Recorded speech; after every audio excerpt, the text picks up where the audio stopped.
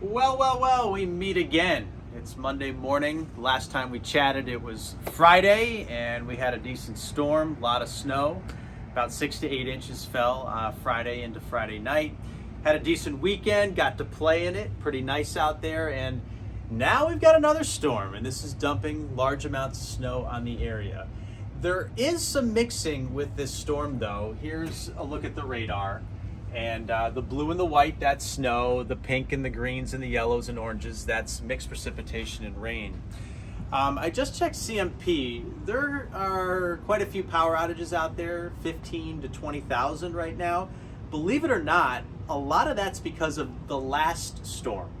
The snow from Friday still clinging to power lines, still clinging to limbs, and some of them are starting to crack and bend down now. And we're getting some outages. A lot of them are in York County where more mixing is occurring and the snow's a lot wetter and heavier.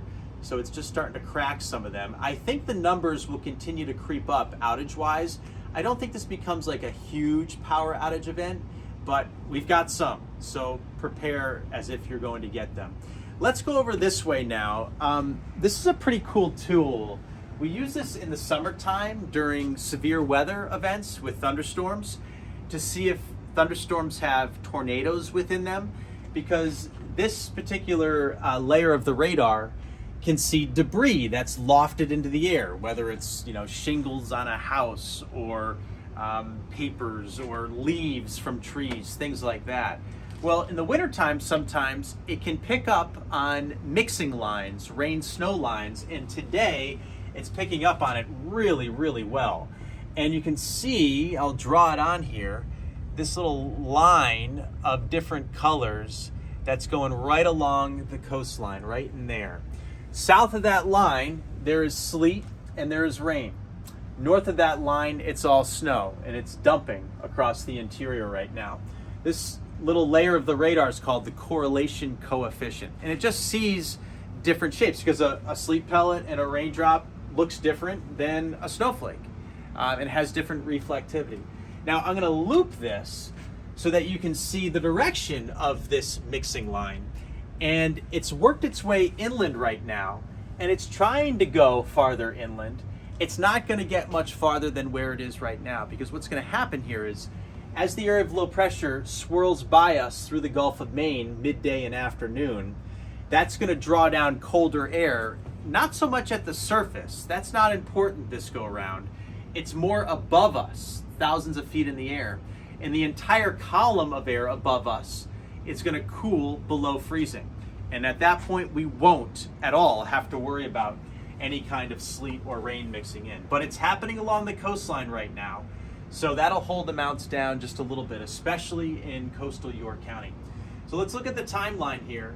Watch as that pink line, that's where the mixing is occurring, collapses back to the coast during the middle of the day and then slides off the coastline.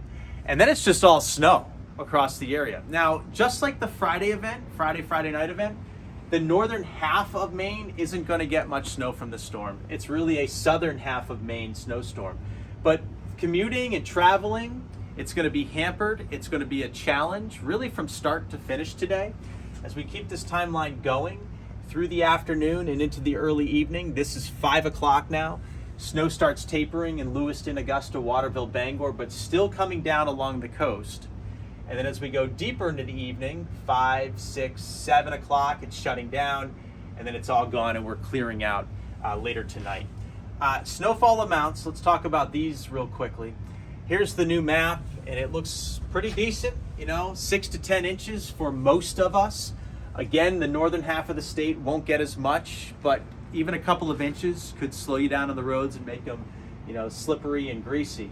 But a lot of this is going to cause some big problems, and crews will be out there all day long trying to keep up with the storm and keep the roads in decent shape for you. There is a chance that we get slightly more than 10 inches of snow in a few spots because of the fluff factor. So in the coldest areas where you get the most moisture, the ratio, usually we see a 10-to-1 ratio from liquid to frozen that creates snow. It might be a little higher than that, like 15-to-1. So we could get 12, 13 inches in a few spots. So we'll keep an eye on that. But in general, this stripe is 6 to 10. This again tapers off this evening. We'll get a couple of decent days, staying cold. We're not melting it away. Another storm Wednesday night and Thursday. That also looks like a messy mix. And of course, we'll have more on that in the days to come. So that's the latest from here at News Center in the weather office. We'll have more updates for you throughout the day. If you have to be on the roads today, obviously drive safely and take care.